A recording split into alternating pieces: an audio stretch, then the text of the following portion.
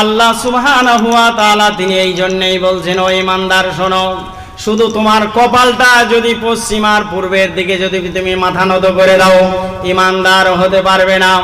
ঈমানদার হতে গেলে এক নাম্বার যেটা তোমার মধ্যে বিদ্যমান থাকা দরকার, সেটা হচ্ছে ওয়ালাকিন্নাল বিররা মান আমানা বিল্লাহ। আল্লাহ তিনি আছেন সপ্তম আকাশের উপরে, আরশের উপরে তিনি আছেন। এই আল্লাহর প্রতি কঠোর বিশ্বাস তোমার এই অন্তরের মধ্যে রাখতে হবে। ওয়ালা রাব্বিহিম ইয়াতাওয়াক্কালুন, আল্লাহর উপরে ভরসা স্থাপন করবে। মুসিবত আল্লাহর উপরে ভরসা, রোগ জ্বালা আল্লাহর উপরে ভরসা রাখবে, দোয়া করবে, আল্লাহ তুমি ভালো করে দাও। হ্যাঁ, আল্লাহুম্মা ইয়াশফি শিফাআন কামিলান, হে আল্লাহ তুমি পরিপূর্ণভাবে আমাকে সুস্থতা দান করো। মাটির দেহ মাটি হবে, মাটির দেহ মাটি হবে, কিসের কর বাসনা, হায়রে এই দুনিয়ায় আশা মিটবে না, হায়রে এই দুনিয়ায় আশা মিটবে না।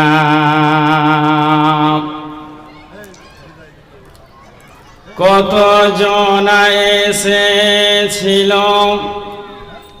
এই দুনিয়া পরে,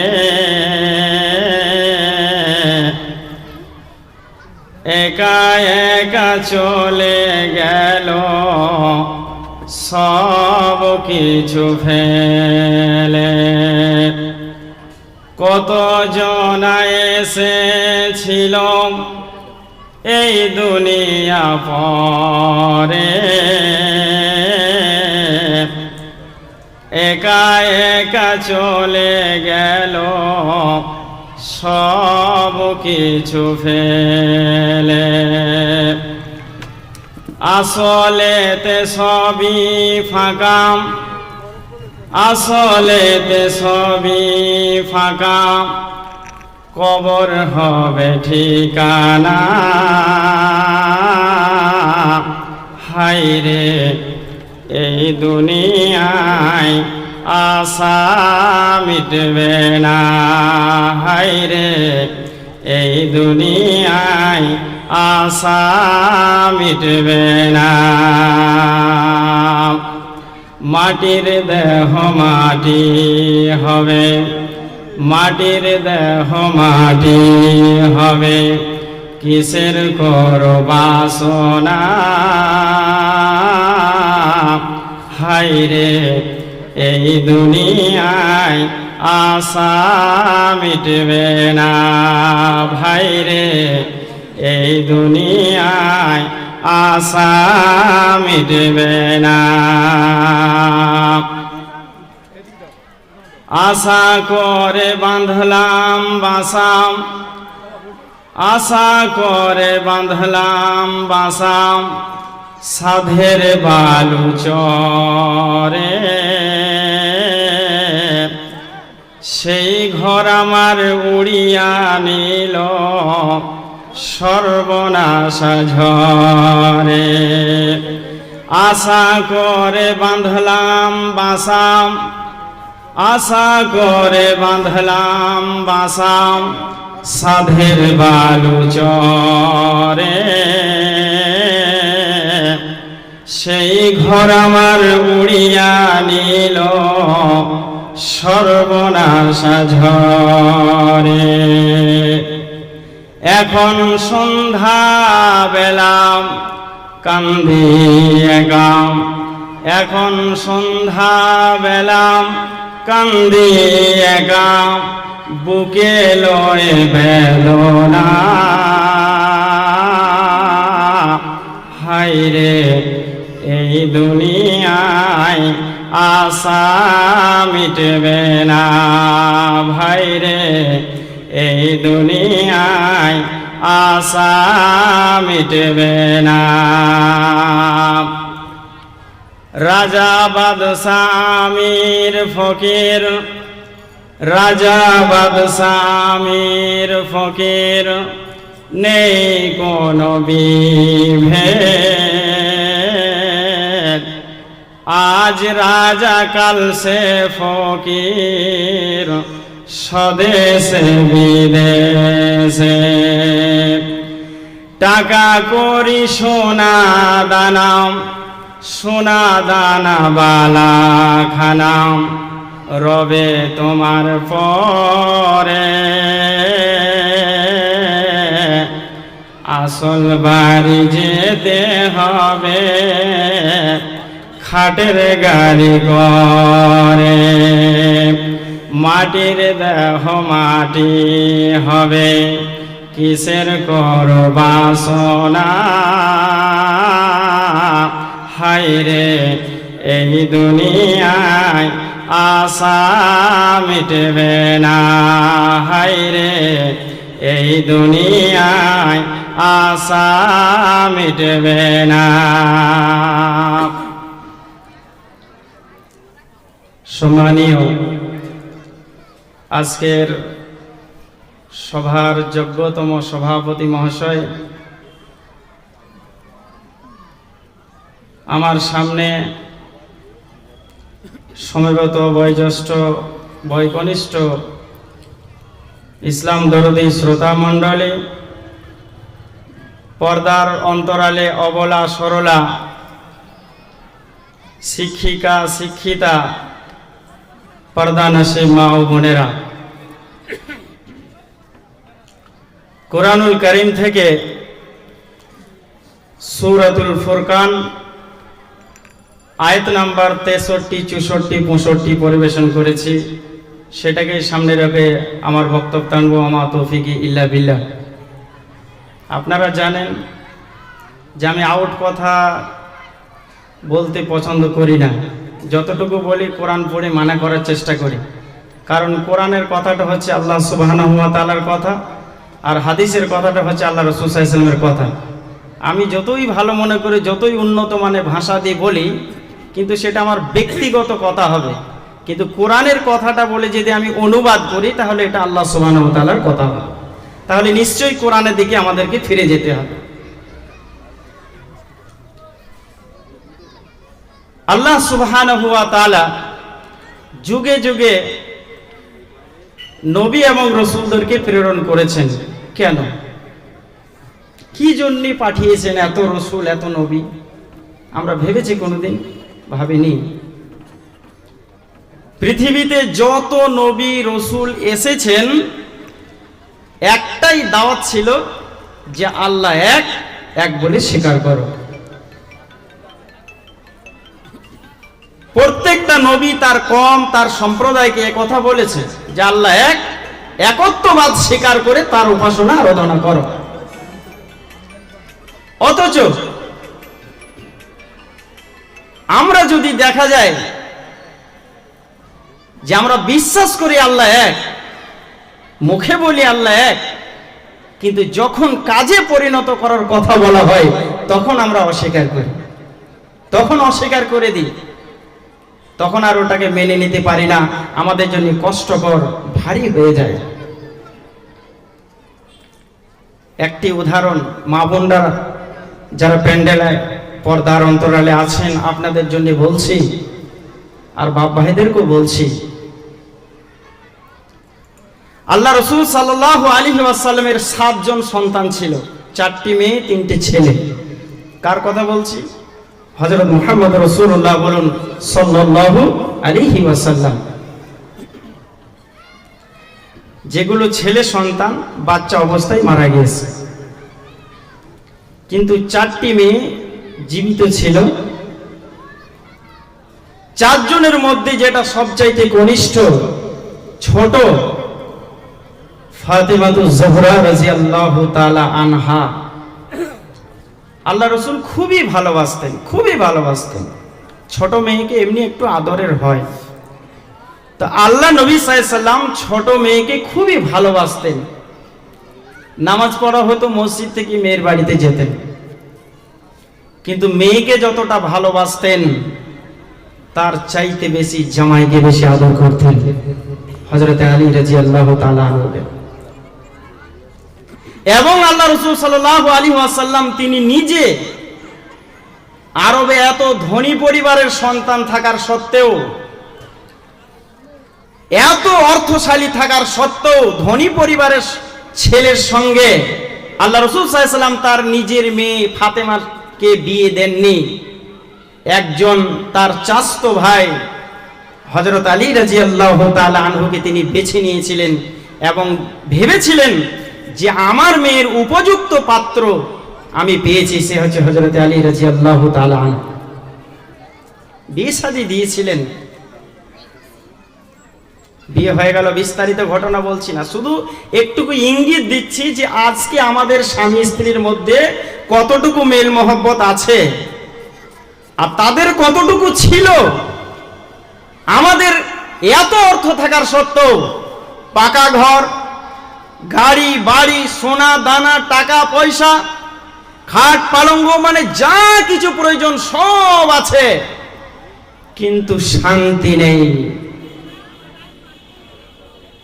হযরত আলী রাদিয়াল্লাহু তাআলা আনহু তিনি বিয়ে করলেন আল্লাহ রাসূল সাল্লাল্লাহু আলাইহি ওয়াসাল্লামের ছোট মেয়ে ফাতেমাকে। বিয়ে করার পরে বাড়ি নিয়ে গেলেন, নেই একটা ভালো খাট, খাজুরের পাটির তালায়, এখনো বীরভূম বর্ধমানে আছে, এখনো আমাদের বাড়িতে আছে। আমার মা নামাজ পড়ে খাজুরের পাটির তালায় দিয়ে, যদি শুন তো পিছে পুরো দাগ হয়ে যাবে। খাজুরের পাটি যেভাবে আছে পুরো দাগ হয়ে যাবে পিঠটা যদি বেশিক্ষণ শুয়ে থাকে। সেই পাটির উপরে তিনি কি করলেন, রাত উদযাপন করলেন।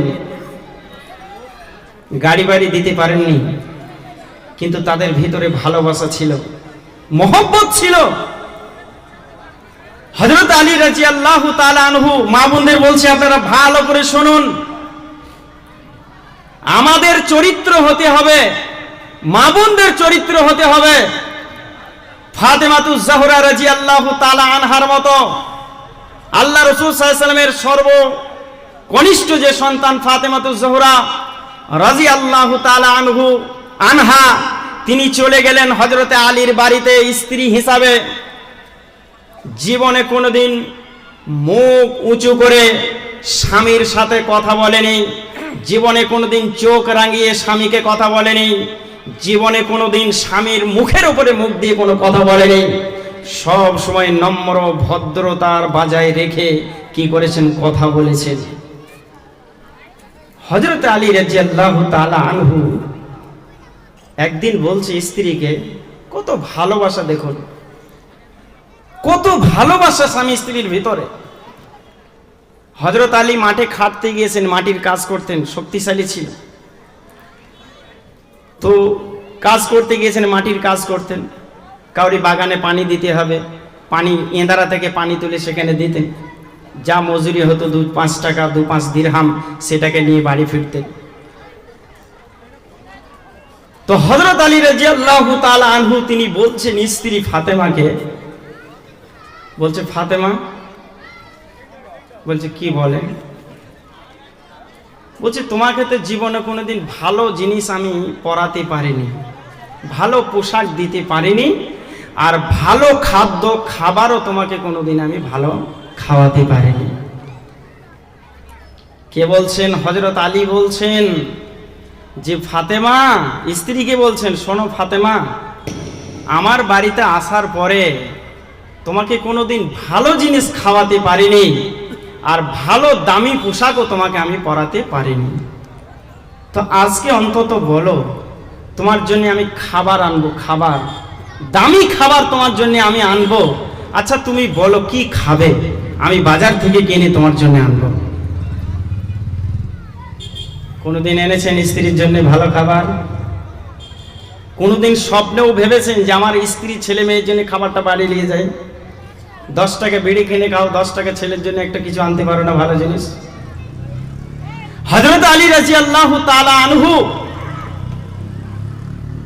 বলছে, শোনো ফাতেমা, তোমার জন্য আজকে আমি সত্যি বলছি, আমি অন্তর থেকে বলছি, আমি আজকে যা ইনকাম করেছি কাজ করে, সেই টাকাটুকু দিয়ে তোমার জন্য আমি একটু খাদ্য আনবো, খাবার আনবো, তো তুমি কি খাবে বলো, আমি সেটাই তোমাকে এনে দেবো। কারণ আমার এতদিন সংসার করার পরেও তোমাকে কোনোদিন ভালো খাওয়াতে পারিনি, আচ্ছা তুমি বলো। হযরতে ফাতেমা রাদিয়াল্লাহু তাআলা আনহা তিনি বলছেন, স্বামী যান, আমার ভালো খাবার অন্তত আমার জন্য আনা প্রয়োজন নেই। এই আপনি আমাকে আদর করছেন, ভালোবাসছেন, আর যেহেতু আমার আব্বা হযরত মুহাম্মদ সাল্লাল্লাহু আলাইহি ওয়াসাল্লাম আপনার হাতে তুলে দিয়েছে, এটা কি কম বড় জিনিস? আমার ভালো খাবার লাগবে না, আর ভালো জিনিস, দামি জিনিস আমার লাগবে না। কিন্তু নাছোড় বান্দা হযরত আলী রাদিয়াল্লাহু তাআলা আনহু শুনবেই না, আনবেই খাবার। লাস্টে বলছেন ফাতেমা জোহরা রাদিয়াল্লাহু তাআলা আনহা বলছে, আচ্ছা ঠিক আছে, তুমি যখন এতই কাকুতি মিনতি করে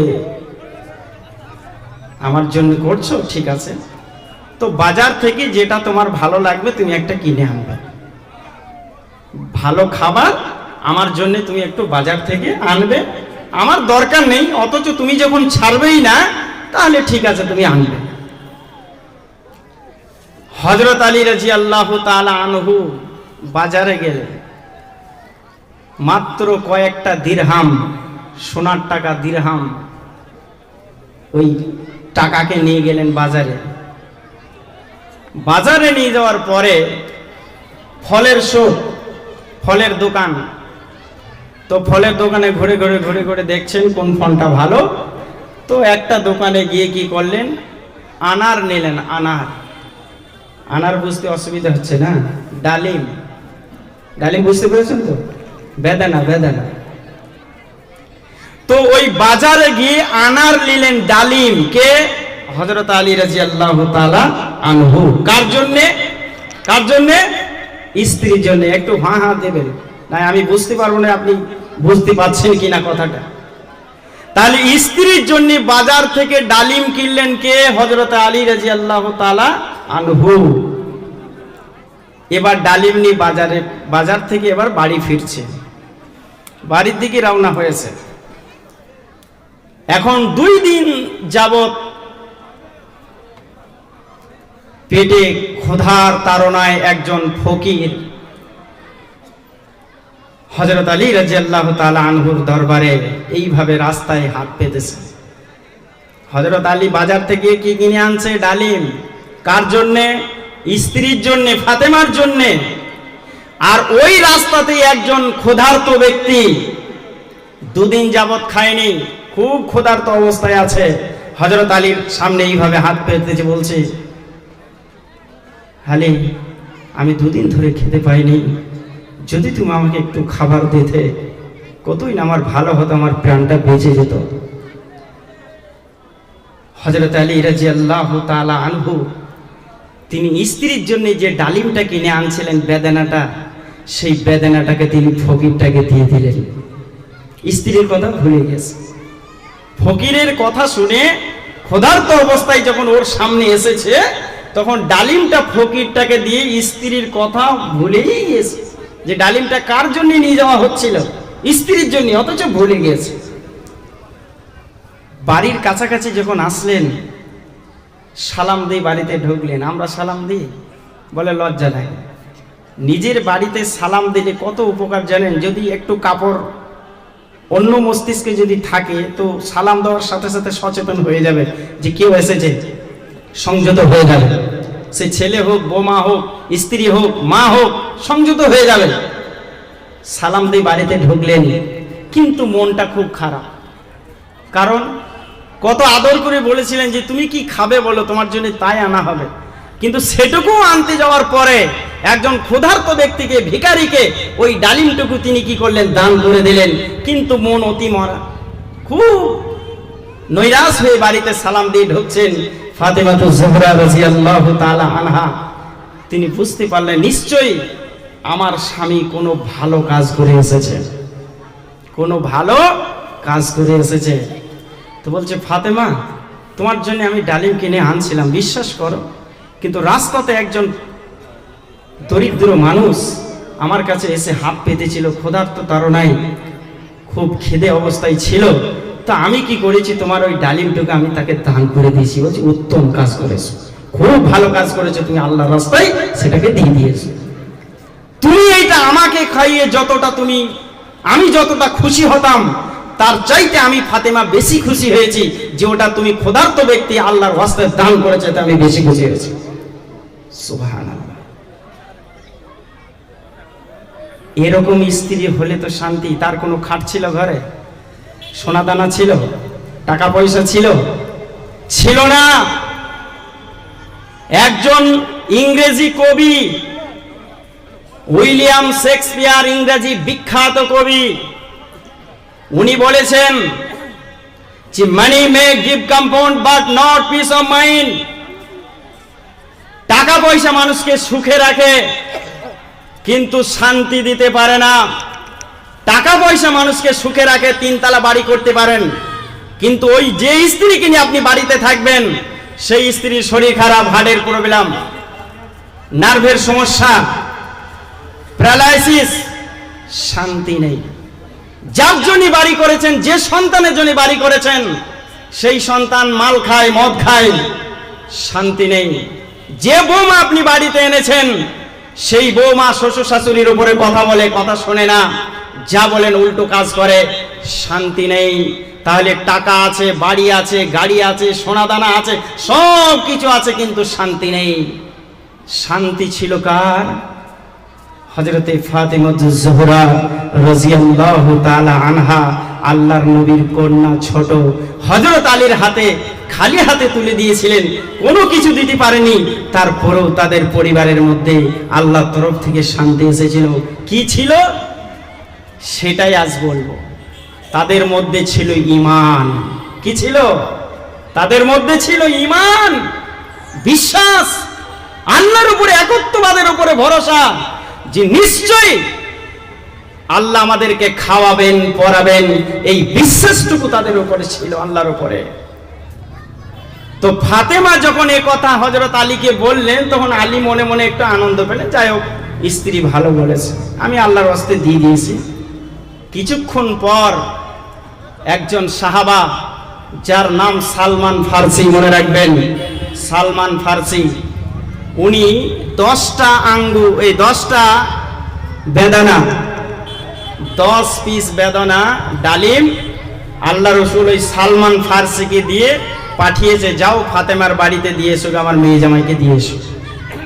তো সালমান ফার্সি 10টা ডালিম পকেটে ভরে এবার নবীর মেয়ের বাড়িতে আসছে, ফাতেমার বাড়িতে আসার পরে 9টা ডালিম বার করে দিয়েছেন। তো হযরত আলী রাদিয়াল্লাহু তাআলা আনহু তিনি বলছেন, আচ্ছা আল্লাহ রসুল কি 9টা দিয়েছে না 10টা দিয়েছে? বলছে আমাকে যা দিয়েছে আমি তাই দিয়েছি। তো বলছে তুমি বিসমিল্লাহ বলে পকেটে হাত ভরো। সালমান ফার্সি পকেটে এইভাবে হাত দিলেন, দেখছেন একটা ডালিম অবশিষ্ট পকেটে আছে। তিনি কি করলেন, 10টা ডালিম হযরত আলী রাদিয়াল্লাহু তাআলা আনহুর হাতে তিনি দিয়ে দিলেন। কারণ তিনি জানতেন যে কোরআনের আয়াত আছে, কেউ যদি একটা জিনিস আল্লাহর রাস্তায় দান করে, আল্লাহ সুবহানাহু ওয়া তাআলা তার জন্য 10টা নেকি তাকে কি করে আমলনামায় লিখে দেন। ঈমান।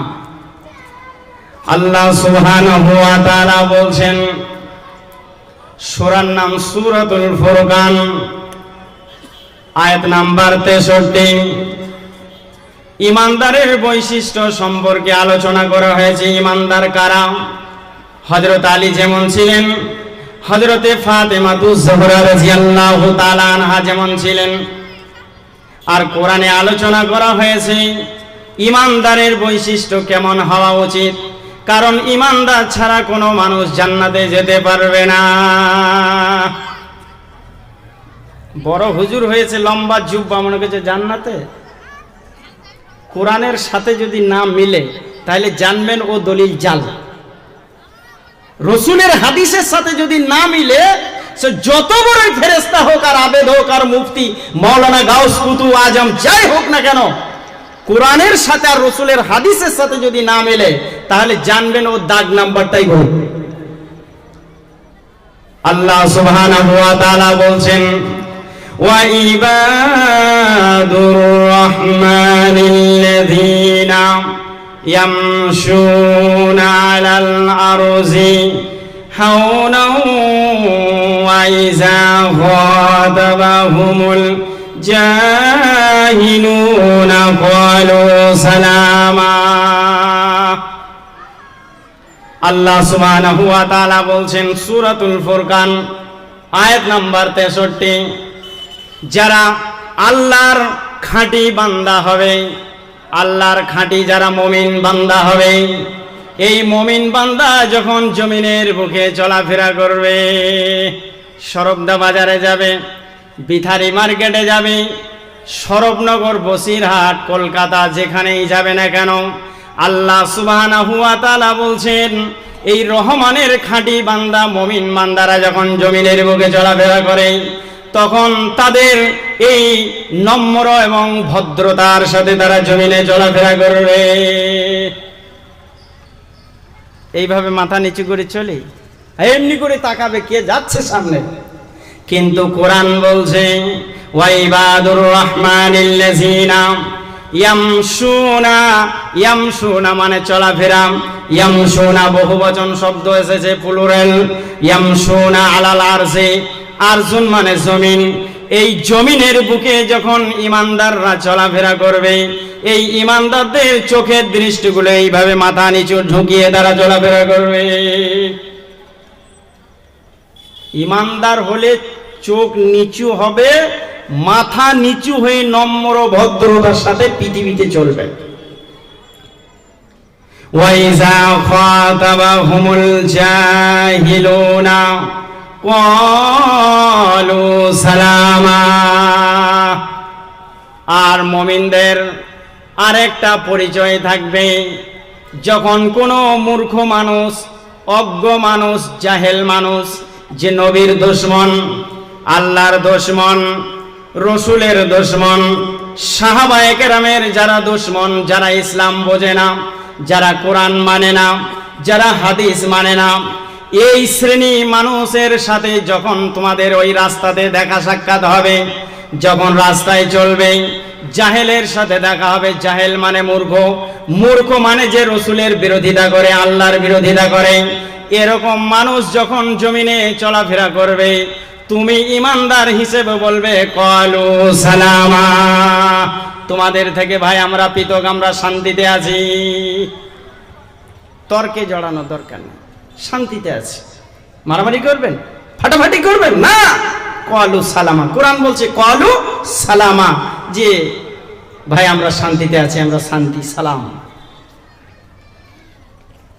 মুমিনের 2 নম্বর বৈশিষ্ট্য হলো ওয়াল্লাযীনা ইয়াবিতুনা লিরাব্বিহিম সুজদান ওয়া কিয়ামা। আর মুমিনের 2 নম্বর বৈশিষ্ট্য হলো, ইমানদারের 2 নম্বর বৈশিষ্ট্য হলো, তারা যখন রাত অতিবাহিত করবে, এই যে রাত এসেছে, এই রাত অতিবাহিত করবে সুজদান ওয়া কিয়ামা, নামাজের অবস্থায় রাত্রিতে আল্লাহু আকবার, তাহাজ্জুদ নামাজে দাঁড়িয়ে যাবে। কিয়াম মানে দাঁড়িয়ে যাওয়া, সুজদা মানে সাজদা করা, অর্থাৎ কিয়ামুল লাইল রাতের নামাজ, তাহাজ্জুদ নামাজে তারা দাঁড়িয়ে যাবে। পড়েছেন তাহাজ্জুদ? পড়বে কখন? ও তো চাষ নিয়ে ব্যস্ত, ও তো ছেলের শুধু আবদার মিটাতি মিটাতি ও 24 ঘন্টা শেষ। আল্লাহ সুবহানাহু ওয়া তাআলা বলছেন, কোরআন বলছি ভাই, আউট কথা বলে, কোরআনের শুধু মানে করছি, ওয়াল্লাযীনা ইয়াবিতুনা লিরাব্বিহিম সুজদান ওয়া কিয়ামা। রহমানের যারা সঠিক বান্দা হবে, ইমানদার বান্দা হবে, মুমিন বান্দা যারা হবে, এই মুমিন বান্দা বান্দিদের কাজ হচ্ছে রাত্রিতে তাহাজ্জুদ নামাজের জন্য উঠে যাবে, উজু করবে, উজু করার পরে তার রবের সামনে আল্লাহু আকবার বলে নামাজে দাঁড়িয়ে যাবে। সুজদাও মানে সাজদা করা, কিয়াম মানে দাঁড়িয়ে যাওয়া, নামাজের জন্য সুজদার অবস্থায় দাঁড়াবে, নামাজে দাঁড়িয়ে যাবে। নামাজ আমাদের ভক্তি নেই তো হবে কি করে? সত্যিকার নামাজ বোঝে না তাই ভক্তি নেই।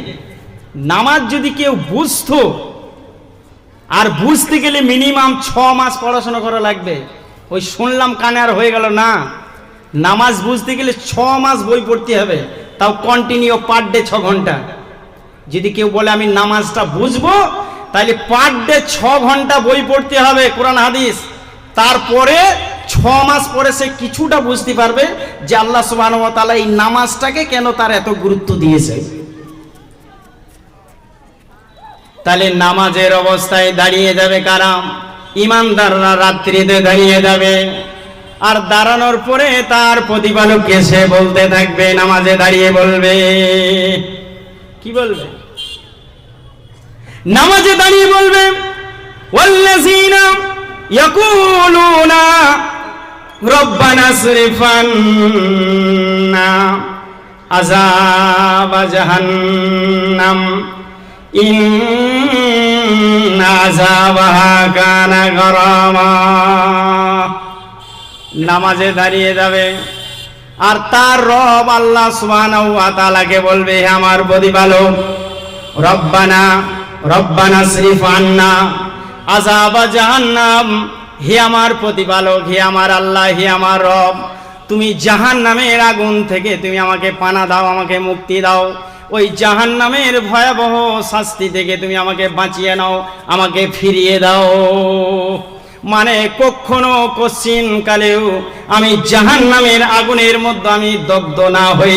অতএব ওই জাহান্নাম থেকে তুমি আমাকে ফিরিয়ে দাও, বাঁচিয়ে নাও। রব্বানা রব্বানা আসরিফ আন্না আযাবা জাহান্নাম, আযাব মানে শাস্তি, জাহান্নাম মানে জাহান্নাম। এই জাহান্নামের ভয়াবহ শাস্তি থেকে, আযাব থেকে আল্লাহ তুমি আমাকে রক্ষা করো, পানা দাও। নামাজে বলবে। নামাজ পড়ি, স্বামীও পড়ে না, স্ত্রীও পড়ে না। আবার স্ত্রী 2-1 ভালো আছে, স্ত্রী পড়ে, স্বামী পড়ে না। আবার কোন স্বামী পড়ে, স্ত্রী পড়ে না। শাশুড়ি নামাজ পড়ে, বৌমা পড়ে না। আবার কোন বৌমা নামাজ পড়ে, শাশুড়ি পড়ে না। এই তো আমাদের পরিস্থিতি, আমাদের এই সমাজের এই অবস্থা। শান্তি আছে? কিন্তু নামাজে শান্তি আছে। যতক্ষণ তুমি নামাজকে নামাজের মতো পড়বে, শান্তি অবশ্যই তুমি পাবে। আজ থেকে শান্তি পাবেন। এই যত লোক এই মজলিসে বসে আছেন, আজ থেকে আপনি প্রমাণ করুন, একবারে যে কথা পৃথিবীর কোনো মানুষ শোনেনি, আপনার বউ শোনেনি, বৌমা শোনেনি, ছেলে মেয়ে শোনেনি, জামাই শোনেনি, গ্রামের কোনো নেতা কথা শোনেনি, আজ থেকে সেই কথাটা তুমি রাত্রিতে তোমার রবকে বলো, তোমার আল্লাহকে বলো, দেখো আল্লাহ তোমার শুনবেই। তোমার রবকে বলো রাত্রিতে, দেখো শুনে কিনা, শুনবেই, অনিবার্য। জাহান্নামের আগুন থেকে ফিরিয়ে দাও। আল্লাহ সুবহানাহু ওয়া তাআলা বলছেন, অন্যত্তরে তিনি বলছেন সূরাতুল আনফাল আয়াত নাম্বার 2, 3, 4। আল্লাহ সুবহানাহু ওয়া তাআলা বলছেন, ইন্নামাল মুমিনুনা আল্লাযীনা ইযা যুকিরাল্লাহু ওয়াজিলাত কুলুবুহুম। নিশ্চয় মুমিনগণ, ইমানদারগণ যখন কোরআনের বাণী শোনে, আল্লাহর কিতাবের কথা শোনে, রসুলের হাদিসের কথা শোনে, ইজা যুকিরাল্লাহু ওয়াজিলাত কুলুবুহুম, এই ইমানদাররা কোরআনের কথা শুনলে, রসুলের সহি হাদিসের কথা শুনলে, এই ইমানদারদের অন্তরটা আল্লাহর ভয়ে থরথর করে কাঁপে। কেঁপেছে?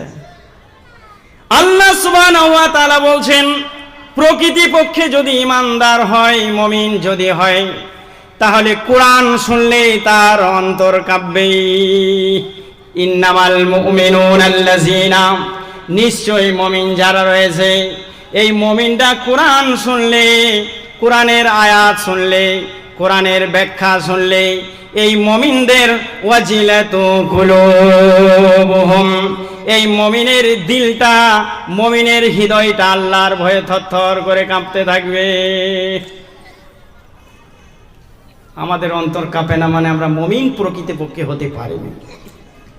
ওয়াইজা তুলিয়াত আলাইহিম আয়াতুহু, আর যখন কোরআনের আয়াত সামনে পরিবেশন করা হবে, কোরআনের আয়াত যখন ধরা হবে, কোরআনের সূরা যখন তাদের সামনে পেশ করা হবে, ইমানদারদের সামনে পেশ করা হবে, ওয়াইজা তুলিয়াত আলাইহিম আয়াতুহু যাদাতুহুম ঈমানা, এই ইমানদারদের, এই মুমিন বান্দাদের আল্লাহ সুবহানাহু ওয়া তাআলা তাদের ঈমানটাকে বৃদ্ধি করে দেবে। মুমিনদের ঈমান বাড়বে কখন? যখন কোরআন শুনবে, ইমানদারের ঈমান বেড়ে যাবে, মুমিনের ঈমান বেড়ে যাবে। যাদাতুহুম ঈমানা, ঈমানকে আল্লাহ সুবহানাহু ওয়া তাআলা অনেক অনেক বৃদ্ধি করে দেবে। ওয়া আলা রাব্বিহিম ইয়াতাওয়াক্কালুন, আর এই ঈমানদার যারা আছে, মুমিন পরেজগার মানুষ যারা আছে, এই মুমিন মানুষরা আল্লাহ সুবহানাহু ওয়া তাআলার উপরে ভরসা স্থাপন করে। বিপদ হলেও আল্লাহকে ডাকবে, সুখ হলেও আল্লাহকে ডাকবে, অশান্তি হলেও আল্লাহকে ডাকবে। যে কোনো মুসিবতে পড়বে না কেন, সমস্ত মুসিবতে, আপদে বিপদে, দিনে রাতে 24 ঘন্টা তার রব আল্লাহকে ডাকবে। ওয়ালা রাব্বিহিম ইয়াতাওয়াক্কালুন, আল্লাহর উপরে ভরসা স্থাপন করবে। মুসিবত, আল্লাহর উপরে ভরসা। রোগ জ্বালা, আল্লাহর উপরে ভরসা রাখবে, দোয়া করবে, আল্লাহ তুমি ভালো করে দাও। হ্যাঁ, আল্লাহুম্মা ইয়াসফি শিফাআন কামিলান, হে আল্লাহ তুমি পরিপূর্ণভাবে আমাকে সুস্থতা দান করো। দোয়া জানে না? হুজুর বলবে তাই তো? হুজুর তো সব জায়গায় বলবে না, কিছু কিছু ক্ষেত্রে বলবে না। একটা প্রমাণ বলবো, ও আমি বলছি না, অনেক বাচ্চা আছে শুধু ইশারাই বুঝেন। যখন এক জায়গা মিলিত হবেন, ওই দোয়াটা আপনাদেরকেই বলতে হবে, ওটা হুজুর বলবে না। তাহলে এটা আপনাকে বুঝতে হবে যে সমস্ত জায়গাতে আছে। কে বললেন এই আছে? তা আপনি শিখুন, আপনাকে বলতে হবে না। এই যে হেঁটে হেঁটে রাস্তাতে জালসা শুনতে এসেছেন, তো ঘর থেকে যখন বেরিয়েছেন তো দোয়া বলেছিলেন? দোয়া বলে বেরিয়ে এখানে এসেছেন? বলেন। আচ্ছা, জানতে হবে, শিখতে হবে, পড়তে হবে, চর্চা করতে হবে, বই পুস্তক কিনতে হবে। আপনি এই জালসা থেকে বাদাম ভাজা কিনে নিয়ে যাচ্ছেন ছেলে মেয়ের জন্য, জিলাপি কিনে নিয়ে যাচ্ছেন বাড়িতে ছেলে মেয়ের জন্য, আপনি আনারস কিনে নিয়ে যাচ্ছেন, ফলমূল কিনে নিয়ে যাচ্ছেন, তারপরে মোরব্বা কিনে নিয়ে যাচ্ছেন, কিন্তু জালসা সমিতিতে একটা কোরআনের মানে, কোরআনের একটা ব্যাখ্যা, হাদিসের একটা কিতাব, বা নবীর একটা চরিত্র সম্পর্কে একটা কিতাব, একটা বই আপনি তো কই বাড়িতে কই কিনে নিয়ে গেলেন না। তো আল্লাহ সুবহানাহু ওয়া তাআলা বলছেন, মুমিনের 4 নম্বর বৈশিষ্ট্য হলো, 3 নম্বর বৈশিষ্ট্য হলো আল্লাহর উপরে ভরসা স্থাপন করবে, আর 4 নম্বর বৈশিষ্ট্য হলো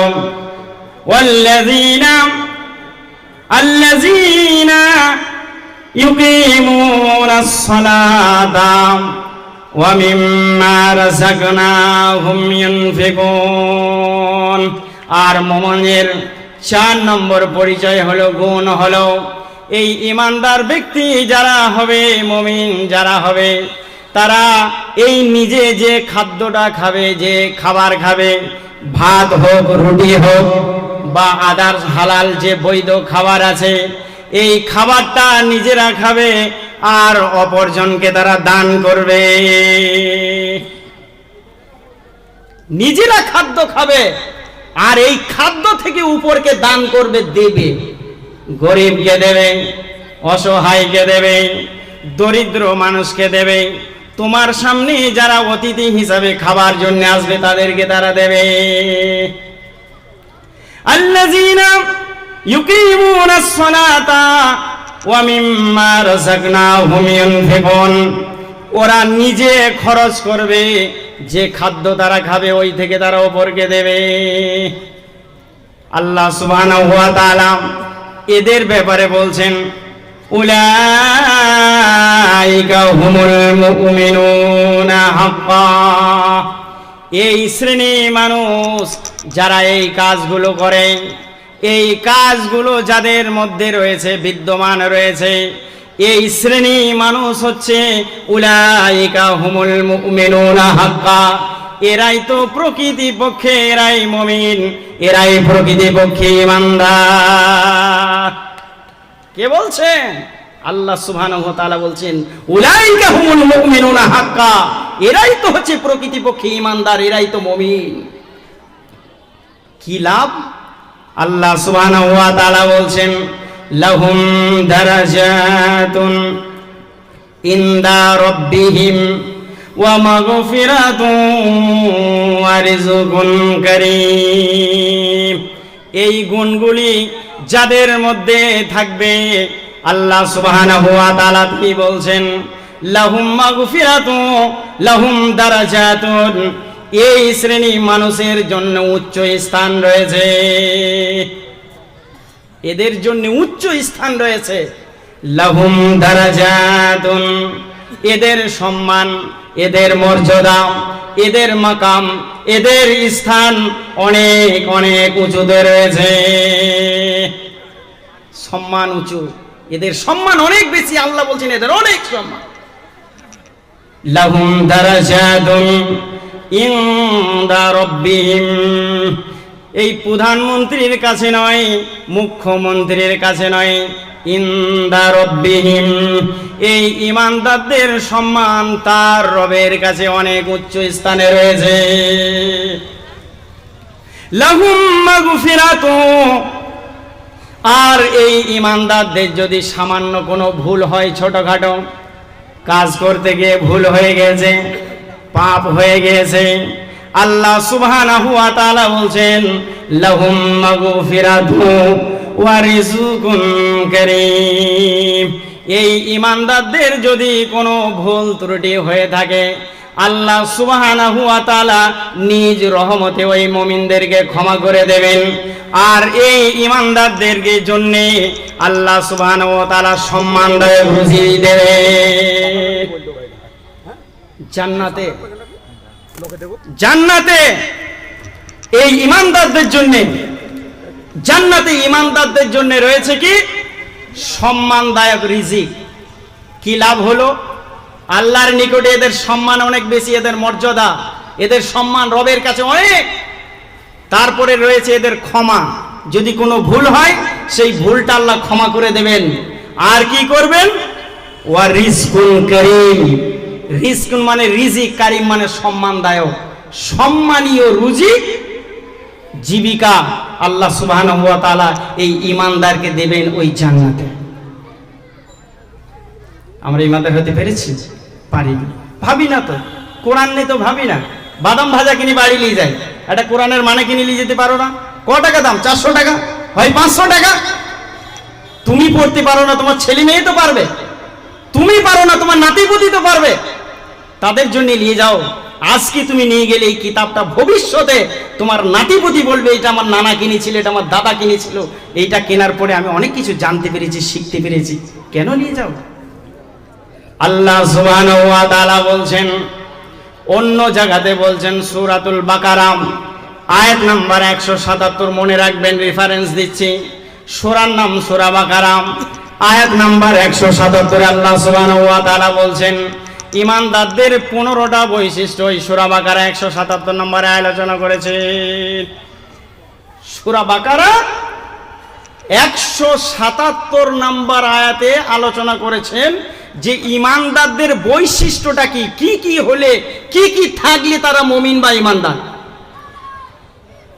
আল্লাহ সুবহানাহু ওয়া তাআলা বলছেন লাইসাল বিররা আন তুওয়াল্লু উজুহাকুম কিবালাল মাশরিকি ওয়াল মাগরিবি ওয়ালাকিন্নাল বিররা মান আমানা বিল্লাহ। ভাই কোরআন বলছে, আমি প্রথমেই বলেছি কোরআন পড়বো মানে করব, ভালো লাগবে লাগবে, না লাগবে না লাগবে।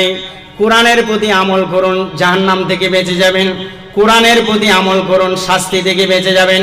কোরআনকে ভালোবাসুন, নিশ্চয়ই আল্লাহর কাছে আপনি ভালো হয়ে যাবেন। এই জন্যেই আমি কোরআন আপনাদের সামনে আলোচনা করছি। আল্লাহ সুবহানাহু ওয়া তাআলা তিনি বলছেন, লাইসাল বিররা আন তুওয়াল্লু উজুহাকুম। শুনে রাখো মানুষ, পূর্ব এবং পশ্চিম দিকে যদি এইভাবে মাথা ঠোকো, কপালটা যদি নত করে দাও, মাথাটা যদি তুমি ঠুকে দাও, নেকির কাজ হবে না, পুণ্যের কাজ হবে না।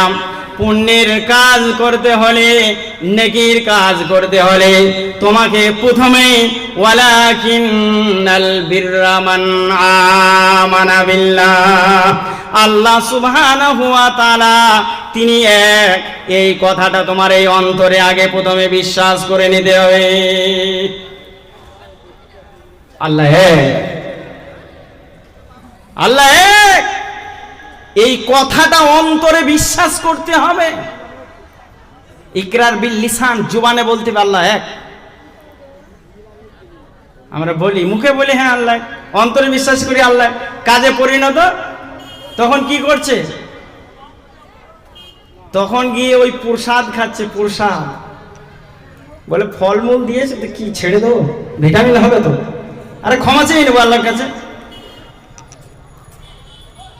60 বছর নামাজ পড়নি, আর যদি আল্লাহর কাছে কেঁদে কেটে ক্ষমা চেয়ে নাও, ক্ষমা যদি হয়ে যায়, আল্লাহ যদি ক্ষমা করে দেয় ভালো, কিন্তু প্রসাদ খাওয়া ক্ষমা হবে না, শিরক। আল্লাহ এটাকে আদৌ বরদাস্ত করতে পারে না। আল্লাহ সুবহানাহু ওয়া তাআলা তিনি এই জন্যই বলছেন, ও ঈমানদার শোনো, শুধু তোমার কপালটা যদি পশ্চিম আর পূর্বের দিকে যদি তুমি মাথা নত করে দাও, ঈমানদার হতে পারবে না। ঈমানদার হতে গেলে এক নাম্বার যেটা তোমার মধ্যে বিদ্যমান থাকা দরকার, সেটা হচ্ছে ওয়ালাকিন্নাল বিররা মান আমানা বিল্লাহ। আল্লাহ তিনি আছেন সপ্তম আকাশের উপরে, আরশের উপরে তিনি আছেন। এই আল্লাহর প্রতি কঠোর বিশ্বাস তোমার এই অন্তরের মধ্যে রাখতে হবে। আল্লাহ এক, পৃথিবীর কোন জায়গাতেই মাথা নত হবে না। সে মা বলুন, বাপ বলুন, নেতা মন্ত্রী বলুন, ব্যারিস্টার বলুন, হাকিম উকিল বলুন, আল্লাহ ছাড়া মাথাটা কোনো জায়গাতে নত হবে না, একবারে অন্তর থেকে। আল্লাহ এক এক। 2 নম্বরে আল্লাহ সুবহানাহু ওয়া তাআলা বলছেন, ঈমানদারের 2 নম্বর গুণ থাকা দরকার। সেই 2 নম্বর গুণটা হলো ওয়াল ইয়াউমিল আখির। ঈমানদারের 2 নম্বর পরিচয় হলো মহাপ্রলয়ের দিন, কিয়ামতের দিন, যেদিন পৃথিবী ধ্বংস হয়ে যাবে। এই পৃথিবী যা কিছু আছে, এই পাহাড় পর্বত মালা যত রয়েছে, বড় বড় বিল্ডিং রয়েছে, ঘর বাড়ি রয়েছে, রাস্তাঘাট রয়েছে, চন্দ্র সূর্য নক্ষত্র গ্রহ উপগ্রহ যত যা কিছু আছে, সমস্ত যেদিন কিয়ামতের দিনে ধূলিসাৎ হয়ে যাবে, ধ্বংস হয়ে যাবে। এই দিনটার প্রতি তোমাদের না দেখে বিশ্বাস স্থাপন করতে হবে। যদি তুমি করতে পারো তাহলে তোমার মধ্যে ঈমানদারের 2 নম্বর বৈশিষ্ট্য থাকবে। আর যদি তুমি না করো তাহলে তোমাকে নাস্তিক বলা যাবে, আউট অফ ইসলামের মধ্যে তুমি পড়ে যাবে। কিয়ামত একদিন হবে, কোরআন বলছে কিয়ামত একদিন হবে, সব ধূলিসাৎ হয়ে যাবে। 30 পারা কোরআন, আর বুখারী হাদিসও 30 পারা, মানে 30 পারা কোরআনটাই বুখারী হাদিসের হচ্ছে ব্যাখ্যা, বুখারী হাদিসটাই কোরআনেরই ব্যাখ্যা 30 পারা। এই 30 পারা কোরআনের ভিতরে 10টা পারা শুধু কিয়ামত সম্পর্কে আলোচনা করা হয়েছে, যে পরকাল, কবর, হাসর, পৃথিবী ধ্বংস হবে, তোমাদের তোলা হবে, হিসাব নেওয়া হবে, জান্নাত জাহান্নামে তারপরে তোমাদেরকে দেওয়া হবে। আল্লাহ সুবহানাহু ওয়া তাআলা বলছেন, ইমানদারের 2 নম্বর বৈশিষ্ট্য হলো ওয়াল ইয়াউমিল আখিরি, পরকাল হবে, পৃথিবী ধ্বংস হবে, পৃথিবী ধূলিসাৎ হয়ে যাবে। এই দিনটার প্রতি তোমাকে না দেখে অন্তরে বিশ্বাস স্থাপন করতে হবে। আল্লাহ রাসূল সাল্লাল্লাহু আলাইহি ওয়াসাল্লাম বলছেন, হাদিস তো তিরমিজির সহিহ হাদিস, হযরত আব্দুল্লাহ ইবনে মাসউদ রাদিয়াল্লাহু তাআলা আনহু তিনি বর্ণনা করছেন, লা তাজুলু কদমা ইবনে আদম ইয়াউমাল কিয়ামাতি হাত্তা ইউসালা আন খামসিন, আন উমরিহি ফিমা আফনাহু ওয়া আন শাবাবিহি ফিমা আবলাহু ওয়া আন মালিহি মিন আইনা ইকতাসাবাহু ওয়া ফিমা আনফাকাহু। আল্লাহ রাসূল সাল্লাল্লাহু আলাইহি ওয়াসাল্লাম বলছেন, আব্দুল্লাহ ইবনে মাসউদ তিনি বর্ণনা করছেন, রাসূল কি বলেছেন সেই কথাটা তিনি বলছেন।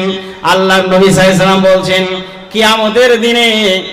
কিয়ামতের দিনে এই বানি আদম সন্তান যারা রয়েছে, আদম আলাইহিস সালামের সন্তান এই পৃথিবীতে আমরা যারা আছি, এই সন্তানেরা কিয়ামতের দিনে আল্লাহ সুবহানাহু ওয়া তাআলা এদেরকে 5টা প্রশ্ন জিজ্ঞেস করবে। লা তাজুলু কদমা ইবনে আদম ইয়াউমাল কিয়ামাতি হাত্তা ইউসআলা আন খামসিন, 5টা প্রশ্ন আইনুল হককেও জিজ্ঞেস করা হবে, ওই ইমাম সাহেব বাসারকেও জিজ্ঞেস করা হবে, হাজী সাহেবকে করা হবে, মাস্টার সাহেবকে করা হবে, মুফতি সাহেবকে করা হবে, বিথারি অঞ্চলে প্রধানকেও যদি মুসলিম হয় তাকেও জিজ্ঞেস করা হবে, হিন্দু হলেও জিজ্ঞেস করা হবে, ওসিকে, আইডিকে, ডিআইজি, ডিএসপি, ইউপিএস, আইপিএস, যত পৃথিবীতে মানুষ আছে সমস্ত মানুষকে 5টা প্রশ্ন জিজ্ঞেস করবে। কে করবে? আল্লাহ করবেন। কে বলছেন? নবী মুহাম্মদ বলছেন। নবী মুহাম্মদুর রাসূলুল্লাহ বলুন সাল্লাল্লাহু আলাইহি ওয়াসাল্লাম, তিনি বলছেন, হে আমার উম্মতরা তোমরা শুনে রাখো, আল্লাহ তোমাদের 5টা প্রশ্ন জিজ্ঞেস করবে, রেডি হয়ে যাও। 5টা প্রশ্ন করবে, রেডি হও। কি প্রশ্ন? খুব বিপদে পড়ে গেলাম তো, কাউরি তো ছাড় নেই, সকলকে করবে। মনে রাখুন, নবী সাল্লাল্লাহু আলাইহি সাল্লাম বলছেন 5টা প্রশ্নের মধ্যে নাম্বার 1, প্রথম নাম্বার হলো ওয়ান উমরিহি ফিমা আফনাহু, বলে হে আমার বান্দা, আল্লাহ বলবেন হে আমার বান্দা যারা আছো, বলে ও আইনুল হক সাহেব, ও মুখ সাহেব, আব্দুল গাফফার সাহেব, আব্দুল করিম সাহেব, তোমাকে 60 বছর বয়স দিয়েছিলাম, 70 বছর বয়স দিয়েছিলাম, 40 বছর বয়স দিয়েছিলাম, 80 বছর তোমাকে বয়স দিয়েছিলাম। এই 60 বছর বয়সটা তুমি কোন কাজে অতিবাহিত করেছো হিসাব দাও। বান্দার আল্লাহর সামনে আল্লাহ হিসাব নেবেন, আর বান্দার সামনে দাঁড়িয়ে থাকবে, স্টেট দাঁড়িয়ে থাকবে, যতক্ষণ পর্যন্ত 5টা প্রশ্নের উত্তর না দিতে পারবে বান্দা স্টেট লাঠির মতো সোজা হয়ে দাঁড়িয়ে থাকবে। লা তাজুলু কদমা ইবনে আদম, এই পা হিলানোর মতো কিয়ামতের দিনে কোনো ক্ষমতা থাকবে না, স্টেট দাঁড়িয়ে থাকবে, সোজা দাঁড়িয়ে থাকবে। 5টা প্রশ্নের উত্তর যতক্ষণ পর্যন্ত না হবে, প্রত্যেক মানুষ মানব মাত্রই প্রশ্ন। তাহলে 1 নম্বর বয়স। 2 নম্বরে নবী বলছেন ওয়ান শাবাবিহি ফিমা বুলাহু, আর 2 নম্বর হলো যৌবন সম্পর্কে জিজ্ঞেস করবেন আল্লাহ সুবহানাহু ওয়া তাআলা। যাদেরকে যৌবনের পানি দেওয়া হয়েছিল, যৌবনের ফুটন্ত রক্ত দেওয়া হয়েছিল, এই যৌবনের পানিটা তুমি কোন কাজে অতিবাহিত করেছো হিসাব দাও। নবী বলছেন আমার উম্মতরা শোনো, আল্লাহ তোমাদের হিসাব নেবে বয়স সম্পর্কে, যৌবন সম্পর্কে, অতএব রেডি থাকো, তোমাদের হিসাব দেওয়ার জন্য প্রস্তুতি গ্রহণ করে নাও। আল্লাহ সুবহানাহু ওয়া তাআলা এই যৌবনের পানিরও হিসাব তোমাদের কাছে নেবে। তুমি বৈধভাবে তুমি সেটাকে ব্যবহার করেছিলে, না অবৈধভাবে তুমি সেটাকে ব্যবহার করেছিলে? তোমার পানিটা কিভাবে তুমি নির্গত করেছিলে? তোমার পন্থাটা কি ছিল? সেটা কি বৈধ না অবৈধ ছিল? হিসাব দাও। 3 নম্বরে নবী বলছেন আল্লাহ তোমারে জিজ্ঞেস করবে, ওয়ান মালিহি মিন আইনা ইকতাসাবাহু। বলে ও অমুক সাহেব বলো, বলে ও সরবদার অমুক সাহেব বলো, বিথারি অঞ্চলের অমুক বলো, তুমি এই 3 তলা বাড়িটা করেছো, বাজারে তুমি দোকান কিনেছো, বিথারি মার্কেটে ঘর করেছো, সুপার স্প্লেন্ডার ডিসকভার গাড়ি কিনেছো, পালসার গাড়িটা কিনেছো, রায়দুধ কিনেছো, যত ধরনের তুমি সম্পত্তি উপার্জন করেছো, তোমার উপার্জনের পন্থাটা সেটা হালাল ছিল না হারাম ছিল? হিসাব দাও। তুমি অর্থ ইনকাম করেছিলে, তোমার লাইনটা সেটা বৈধ ছিল না অবৈধ ছিল? সেটা হারামি পন্থায় ছিল না হালালি পন্থায় ছিল? হিসাব দাও। আল্লাহ সুবহানাহু ওয়া তাআলা তিনি হিসাব নেবেন, আর বান্দা স্টেট দাঁড়িয়ে থাকবে। পা হিলানোর মতো কোনো ক্ষমতা আল্লাহ সুবহানাহু ওয়া তাআলার সামনে হবে না। 3 নম্বরে তোমার অর্থ সম্পর্কে হিসাব নেওয়া হবে, বৈধ উপার্জনটা কি ছিল? 4 নম্বরে নবী বলছেন ওয়াফিমা আনফাকাহু। আল্লাহ সুবহানাহু ওয়া তাআলা এই বান্দাদেরকে বলবে, শোনো, তোমাকে তো আমি গাড়ি দিয়েছিলাম, বাড়ি দিয়েছিলাম, মাঠে জমি জায়গা দিয়েছিলাম, টাকা পয়সা দিয়েছিলাম, সোনা দানা দিয়েছিলাম, মণি মুক্তা জওহর তোমাকে দিয়েছিলাম, পৃথিবীতে অনেক কিছু আমি আল্লাহ সুবহানাহু ওয়া তাআলা তোমাকে দিয়েছি। কিন্তু তুমি বলো এই টাকাটুকু তুমি সৎ পথে কতটুকু ব্যয় করেছো?